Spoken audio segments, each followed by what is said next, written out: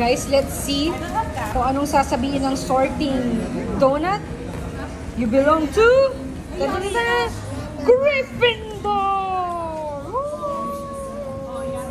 Guys, try natin yung Gryffindor or Harry Potter series ni Krispy Kreme.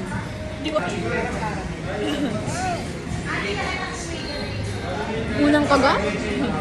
Kinapay lahat. Tinapay lahat. May palaman ba to? Hindi ko alam. Hala, kumain ka mamaya. Wait na. Pangalawang kagat? Tinapay pa din.